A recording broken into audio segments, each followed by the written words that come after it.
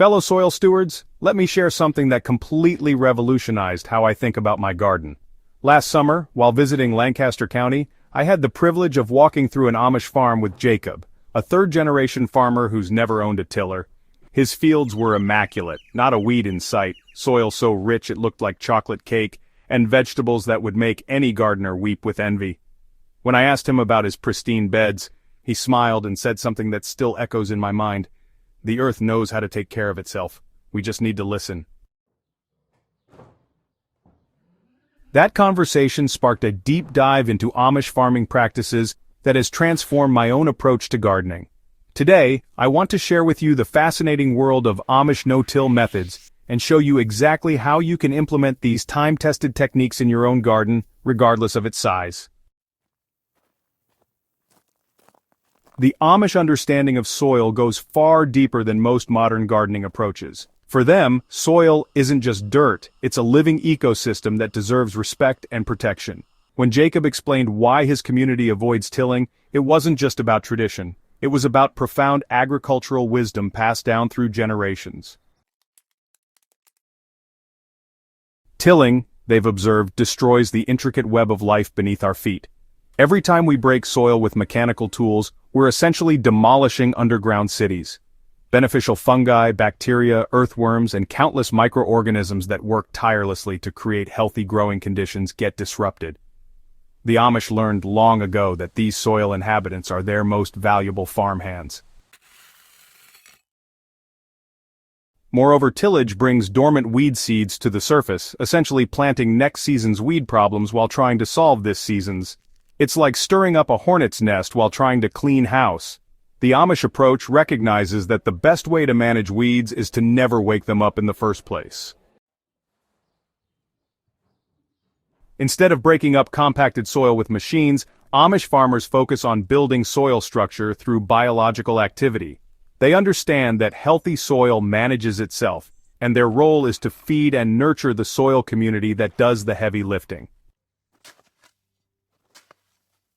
Their first principle is organic matter, lots of it. Every scrap of plant material, from vegetable trimmings to fallen leaves, gets composted or directly incorporated into the soil as mulch. This constant feeding creates a thriving ecosystem where beneficial organisms multiply, creating natural soil structure that's far superior to anything mechanical tillage can achieve. The magic happens through what soil scientists call biological tillage. Earthworms tunnel through the soil, creating channels for air and water movement. Fungal networks form living bridges that transport nutrients between plants. Root systems from diverse plants create natural pathways through compacted layers. This biological activity creates soil structure that's both stable and dynamic, something no machine can replicate. One of the most brilliant aspects of Amish farming is their use of cover crops as natural weed management. Rather than leaving soil bare, which they see as an invitation for weeds, they ensure something beneficial is always growing. Their approach to cover cropping goes beyond simply planting winter rye or clover. They've developed sophisticated systems where different cover crops serve multiple purposes throughout the growing season. Crimson clover fixes nitrogen while suppressing spring weeds. Buckwheat provides quick ground cover during summer transitions while attracting beneficial insects. Winter rye creates a thick mat that physically prevents weed germination while adding organic matter when it decomposes. The timing of these cover crops is crucial. Amish farmers plant them immediately after harvest, never allowing soil to sit empty. This continuous living cover means weeds never get the bare soil and full sunlight they need to establish. It's like having a living mulch that works 24/7 to protect and improve your soil while keeping unwanted plants at bay. Walk through an Amish vegetable garden, and you'll notice something immediately different from conventional row farming. Everything is planted much closer together. This isn't accidental. It's a carefully planned strategy that maximizes the weed-suppressing power of crop plants themselves. Their dense planting philosophy works on a simple principle. If your vegetables aren't using the space, weeds will. By spacing plants to create a complete canopy as quickly as possible, they eliminate the open soil that weeds need to germinate and establish. This requires careful attention to plant spacing and timing, but the results speak for themselves. Companion planting takes this concept even further. Amish gardeners have perfected combinations where different plants work together to suppress weeds while supporting each other's growth. Tall corn provides shade for heat-sensitive lettuce below, while the lettuce roots occupy different soil layers, maximizing space utilization. Sprawling squash plants create living mulch around upright beans, while the beans fix nitrogen that benefits both crops. So, this integrated approach means that every single square inch of garden space is actively working to prevent weeds while also, producing food. It's honestly incredibly efficient and creates those diverse, resilient growing systems that Amish farms are really famous for. Maybe no aspect of Amish farming is more practical for home gardeners than their approach to mulching. They've actually elevated mulch from being just a simple weed barrier to a full-on, comprehensive soil management system that works all throughout the growing season. Their mulching strategy really starts with understanding that, different materials work best at different times. For example, fresh grass clippings provide quick weed suppression and give a rapid boost of nitrogen during the growing season.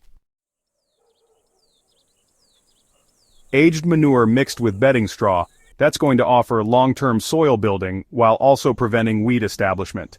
And then shredded leaves, they create the perfect fall and winter mulch that slowly decomposes to feed soil organisms. So the key insight from Amish practice is that mulch should never be static. They're always adding thin layers of fresh organic matter, which creates a dynamic mulching system that adapts to seasonal needs. During the peak growing season, they might add grass clippings every single week, and in the fall, they pile on leaves and garden debris.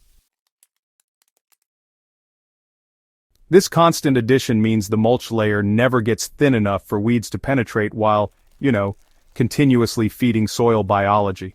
Their mulching isn't just for vegetables, it extends to fruit trees, berry bushes, and even walking paths. When weeds do show up despite their best prevention efforts, Amish farmers rely on hand tools used with, honestly, impeccable timing. They've mastered the art of early intervention, catching weeds when they are small and vulnerable, rather than waiting until they're established problems. Their tool selection is surprisingly limited but honestly incredibly effective. There's a sharp hoe for slicing small weeds right at soil level. Then a weeding fork comes in handy for extracting those deep-rooted perennials. And of course, a cultivation rake is used for just stirring the soil surface enough to disrupt those emerging seedlings, but without bringing up any new weed seeds. Each tool really serves a specific purpose and gets used at the optimal moment. The timing aspect, it really cannot be overstated. Amish farmers know that a 5-minute weeding session at just the right moment can prevent hours of work down the road. They keep a close eye out for that critical window, when weed seedlings have popped up but haven't yet developed those strong root systems. A quick pass with a hoe during this window honestly eliminates hundreds of potential problems with minimal effort. The beauty of these Amish techniques is, without a doubt, their scalability. Whether you're working with acres or just a few square feet, these principles can truly transform your gardening experience. Start by thinking of your garden as an ecosystem, not just a production space. Every decision you make should consider how it affects soil biology and the overall health of the system. Begin with organic matter additions. Compost, aged manure, shredded leaves, or grass clippings. Layer these materials on your beds rather than digging them in. Let soil organisms do the incorporation work while you enjoy immediate weed suppression benefits. Experiment with cover crops appropriate to your climate and growing season. Even small gardens can benefit from crimson clover between summer and fall plantings or winter rye in unused beds. The investment in cover crop seeds pays dividends in soil improvement and weed prevention. Adjust your planting patterns to create quicker canopy closure. This might mean, closer spacing, succession planting, or incorporating low-growing companion plants that fill gaps between main crops. The goal here is eliminating bare soil as quickly as possible. Most importantly, develop the observation skills that make timing-based weed management possible. Spend a few minutes each day walking your garden, just looking for emerging issues that can be addressed quickly and easily. The Amish approach to weed-free gardening isn't just about avoiding tillage. It's about working with natural systems instead of against them. These methods create gardens that become more productive and easier to manage over time, rather than requiring increasing inputs and intervention. Ready to revolutionize your own gardening approach? I'd love to hear about your experiences implementing these techniques. Drop a comment below sharing your biggest gardening challenge or your success with no-till methods. And if you found this deep dive helpful, make sure to subscribe to Soil Sage Chronicles for more time-tested wisdom that can transform your garden. Share this article with a fellow gardener who might benefit from these ancient techniques. Together, we can build a community of soil stewards who understand that the best gardens work with nature, not against it.